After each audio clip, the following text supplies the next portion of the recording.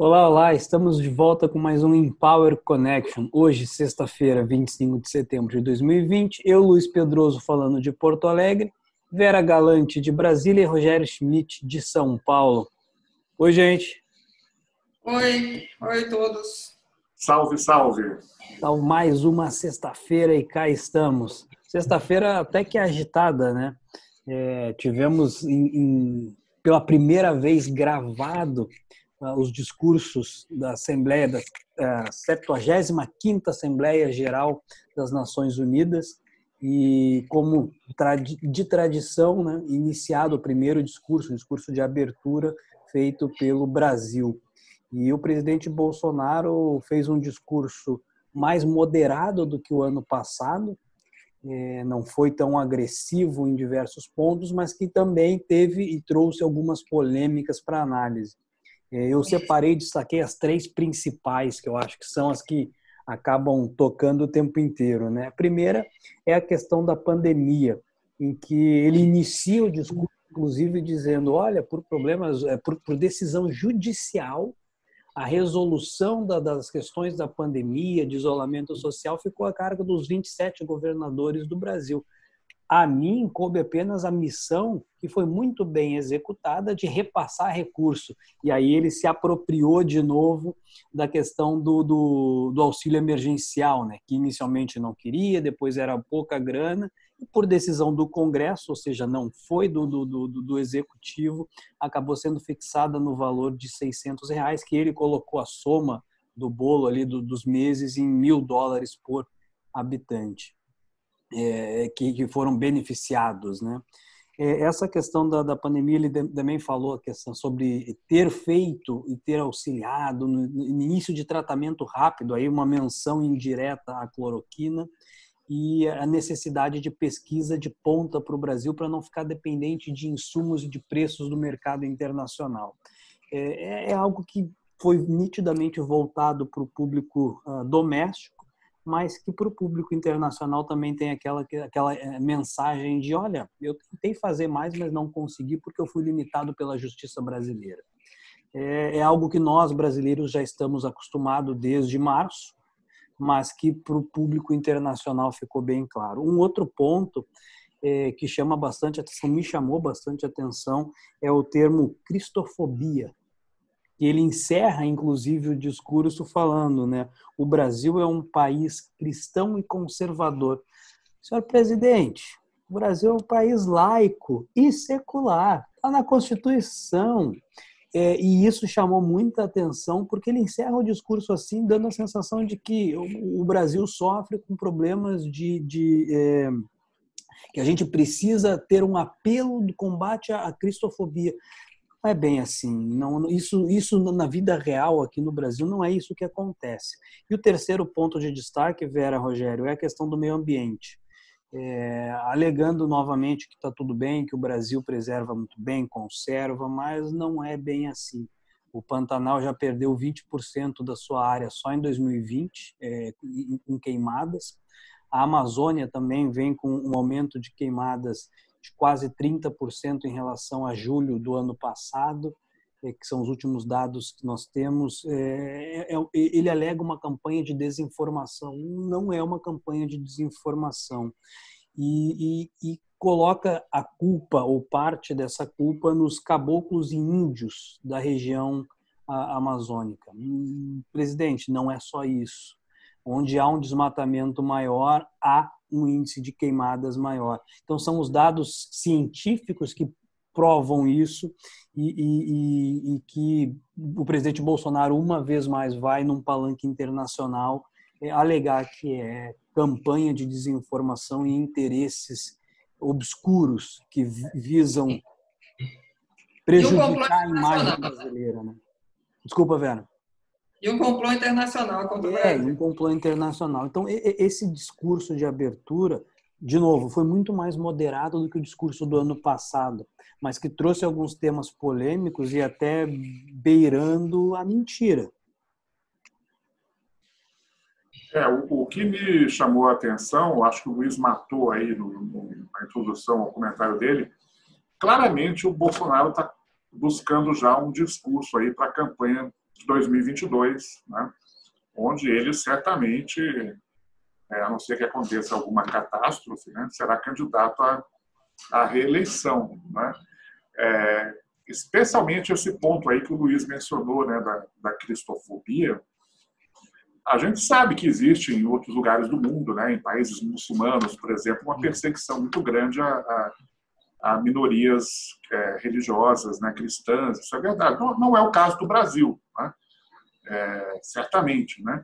Mas acho que o Bolsonaro está sinalizando aí para esse eleitor evangélico, especialmente, né, onde esse tipo de discurso pode ser potencialmente, né, muito popular, né?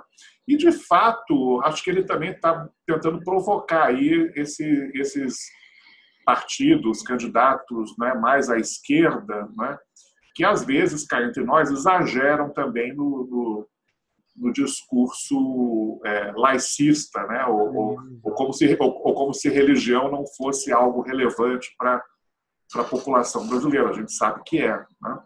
Então, eu leio dessa forma, quer dizer, o presidente está já procurando aí a melhor estratégia, né, narrativa para ser candidato à reeleição, e eu acho que foi isso que ele testou fazer no discurso da ONU, né? Até onde eu vi, o único apoio internacional relevante aí do Bolsonaro nesse discurso foi o do embaixador americano no Brasil, né, Vera? Pois é, Rogério, mas isso aí eu acho, era esperado. Ele não, como Bolsonaro não discorda, em princípio, do governo americano, pelo contrário, ele jurou amor eterno mais uma vez, o embaixador não podia fazer de outra forma, entendeu? Ele tinha que apoiar. Pessoalmente, eu não sei se ele concorda ou não, mas eu acho que diplomaticamente ele não tinha muita saída. Então, agora, deixa eu só fazer um parênteses aqui, antes de continuar falando de eleição americana e do palanque da ONU. Eu quero te perguntar uma coisa, Rogério. Saiu pesquisa ontem de popularidade do presidente. Ele continua se mantendo, apesar de uma porção de coisas que ele tem falado e feito, ele continua se mantendo lá em cima, né? Verdade. Saiu a pesquisa CNI-IBOP, né, que é uma pesquisa famosa, né, que tinha sido interrompida, né, durante o período da pandemia. Ela acontece a cada 3 meses, né, e é feita desde a época do governo Sarney, é uma série histórica aí muito confiável, né, de popularidade dos governos no Brasil, e mostrou aí o que as pesquisas que vinham sendo feitas por telefone, né, por outros institutos de menor porte, né, já tinham revelado, né, que a popularidade do presidente Bolsonaro está num patamar aí muito elevado, né? Ele teve 40% de avaliação ótimo e bom e 29% de avaliação ruim e péssimo, né? Então está com um saldo bem interessante aí de popularidade, né, que é comparável ao início do mandato dele, né? E, claro, acho que o presidente já sabe disso. Acho que esses números, né, também estão por detrás aí do discurso, né, que ele adotou na ONU, né, na Assembleia Geral, porque ele, com 40% de ótimo e bom, na pior das hipóteses, né, ele disputa o segundo turno, né? E eu diria até que com esse número vai ser difícil. Se ele chegar na eleição com esse nível de popularidade, ele pode até levar no primeiro turno, e se for para o segundo turno, seria favorito, né? Então, acho que ele está num momento aí de euforia, né? Por conta desses resultados aí que as pesquisas têm mostrado. Pois é. Então, vamos voltar lá para o palanque, que foi a Assembleia da ONU. Realmente, Bolsonaro lançou sua plataforma de reeleição, já pontuou os tópicos, e Trump fez campanha também. Nenhum dos dois, nenhum líder fala para o público externo. Todo mundo fala para os apoiadores lá em casa e os externos também. Assim, precisa de um estadista com muito controle do que está acontecendo no seu próprio país para poder falar ou fazer um discurso que seja realmente internacional e que agrade a população lá em casa. Não é o caso de nenhum. Ou que não dê a mínima também para a opinião da população interna, como o chinês falou. Como a China, mas nós estamos falando de países democráticos. Exatamente. Que a China diz que é, não é. Mas, enfim. Então, nós não temos estadistas. Bolsonaro, internacionalmente, eu não estou falando de ninguém em particular. Bolsonaro fez campanha, Trump também fez campanha. O vírus chinês, quer dizer, a bola da vez, o vilão do mundo é a China. Ele tem certa razão em alguma coisa, como o Bolsonaro também falou, alguma coisa de verdade lá, não sei bem qual, mas em todo caso falou. Ele tem certa razão, mas a China tem que ser responsabilizada pelo vírus que ela exportou para o mundo, o vírus é chinês, e assim o vilão da vez que ele elegeu é a China. Trump vive numa realidade paralela, ele fala como se ele fosse o franco favorito nessa eleição, ele não é. Ele tem grandes chances ainda, por mais que Biden esteja na frente, que esteja levando alguns estados pêndulo, né, Rogério? Ele ainda não tem, ele não deslanchou na frente, ele está com vantagem, que é diferente de estar lá disparado na frente. Ele não tem 40% de popularidade, né? Eu diria até, Vera, nesse momento o favorito é o Biden ainda, né? Ainda é o Biden, mas o que eu estou dizendo é exatamente isso. O Biden é o favorito, mas ele ainda não tá na situação de poder cantar a vitória. Ele está perigando, né? Ele é favorito, mas o outro está bem atrás, colado. Mas Trump não vive nessa realidade. Ele é favorito, todo mundo ama, adora. E aí, até ele ter um choque de realidade quando ele foi ao velório da juíza Ruth Bader Ginsburg na Suprema Corte. A vaia foi indiscutível e vote him out foi também o grito. Ele, lógico, todas as câmeras filmando ele visivelmente desconfortável ali com aquela situação, e ele chegou e ele saiu e pronto, mas assim, acho que foi a primeira vez que ele viu, que ele ouviu uma manifestação tão alta contra ele. Agora, dizem as más línguas que ele não se prepara para o debate na próxima terça-feira. Vamos ver. O debate. Os temas vão ser, por sempre, vai ser meio ambiente, direitos humanos e tudo, com as histórias dos dois lados. Hã? Economia também? Economia. It's the economy, a questão racial vai ter um peso, vai acabar tendo um peso grande também. Como? A questão racial vai acabar entrando nesses temas. Sim, esses dois temas, a questão racial e aborto agora, com a morte da Ruth Bader Ginsburg, não eram temas que estavam na frente dos temas de campanha de nenhum dos dois candidatos. O tema racial apareceu violentamente, sem trocadilho aqui, nas campanhas, e eles tomaram lados. Então, Biden defende direitos humanos, inclusão racial, um melhor aparelhamento da polícia para entender raça e etc. E Trump, não, nós vamos defender a polícia, porque sabe lá, né? Então... Lei e ordem. Lei e ordem. Agora, aborto nunca foi uma questão de campanha e era melhor que não fosse, porque aí tem um problema. Biden é um homem muito católico, ele não pode, eu creio que ele não quer sair em defesa de aborto, do direito ao aborto, mas ao mesmo tempo tem o direito, a mulher tem direito sobre o seu próprio corpo. Então fica uma coisa difícil ali de navegar, não sei como é que ele vai fazer. Trump, ele é a favor de tudo que pode render voto. Pelo histórico familiar e pelo desempenho do presidente até agora, ninguém me convence que ele seja contra o aborto. Acho que ele não está nem aí, nem contra nem a favor. Mas, em todo caso, eu acho que isso é uma coisa que não passa pela ideia dele. Mas o aborto entrou na campanha. Por quê?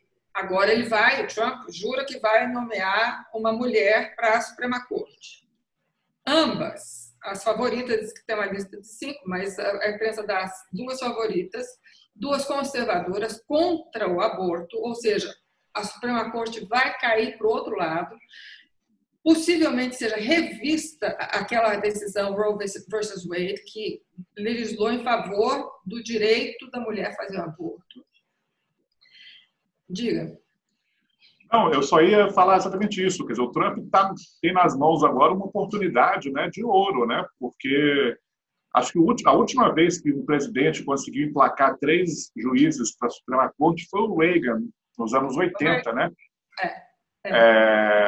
E tudo indica que ele vai emplacar o nome, né, provavelmente uma mulher, como a Vera lembrou, que o nome que ele vier a indicar, né? O anúncio deve sair amanhã, sábado, né? Está marcado amanhã. Os 2 juízes que ele indicou no decorrer do mandato foram aprovados com minorias assim maiorias bem apertadas, né? Especialmente o Kavanaugh, que foi nomeado em 2018, acho que foram 50 votos exatos, né? Que é exatamente o mínimo que precisava, né? E provavelmente vai ser um placar parecido, né?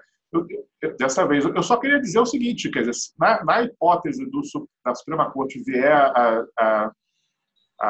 vai ficar, teoricamente, vai ficar com uma maioria de 6 juízes conservadores contra 3 liberais, né? Para usar o jargão americano. Né?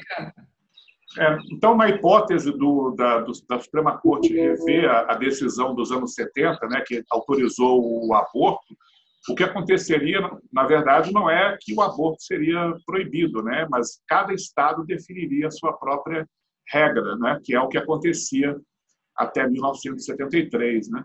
Mas eu não sei se essa maioria conservadora vai ser suficiente nesse momento para rever. Eu acho mais fácil, por exemplo, rever em questões como casamento entre pessoas do mesmo sexo, que foram decisões aí mais recentes da Suprema Corte, né?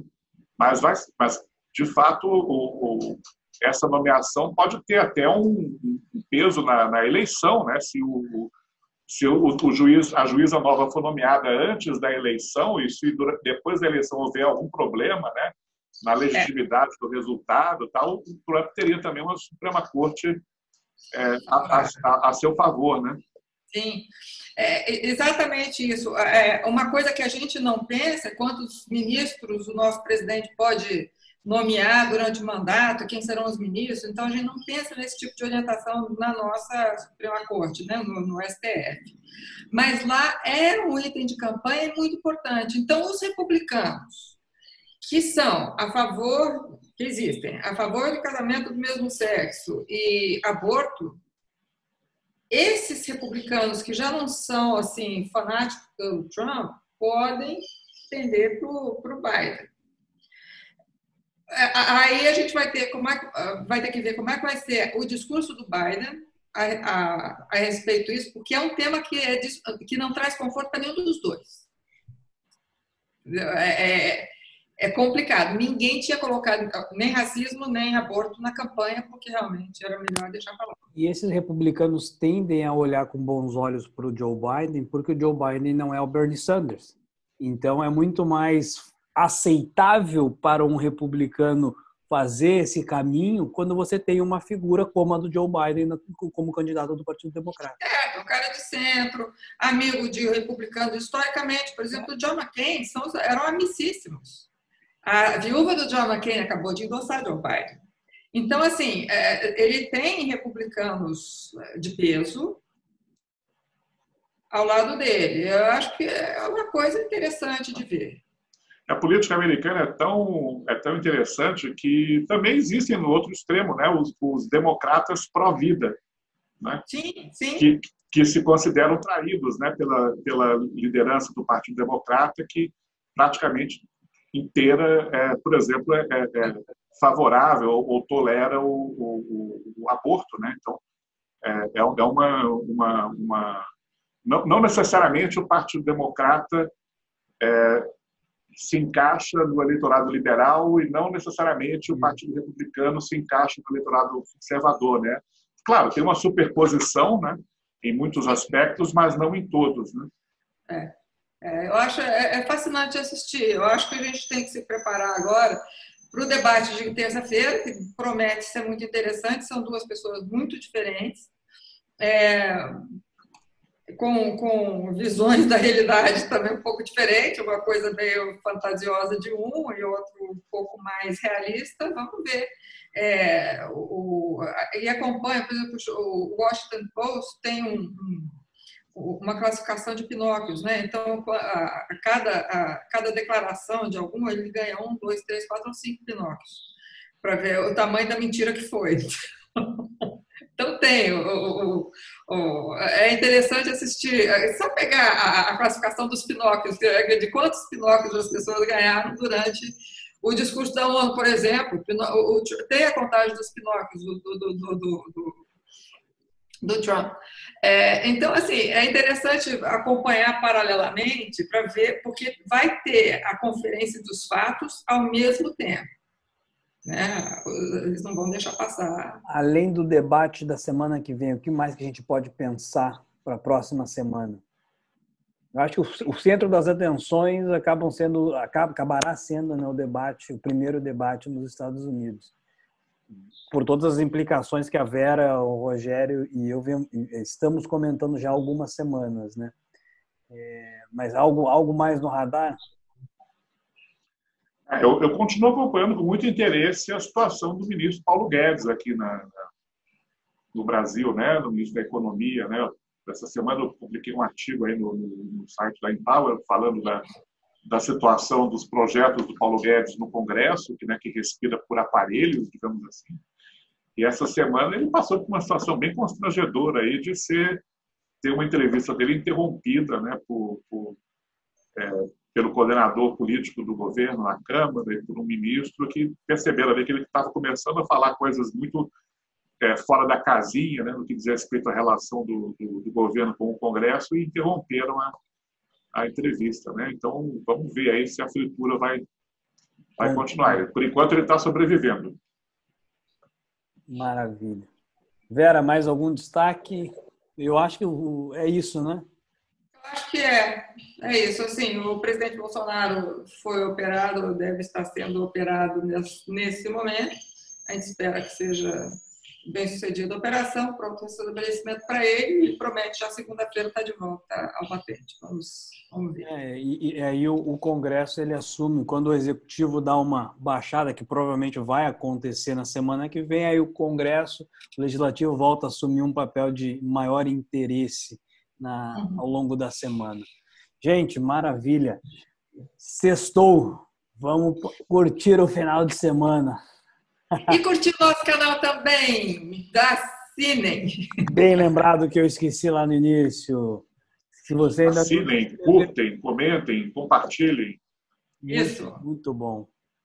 Então tá bom. Bom final de semana, Rogério. Bom final de semana, Vera. Bom final de semana a todos. Bom final de semana a todos. Até. Tchau, tchau. Até a próxima. Tchau.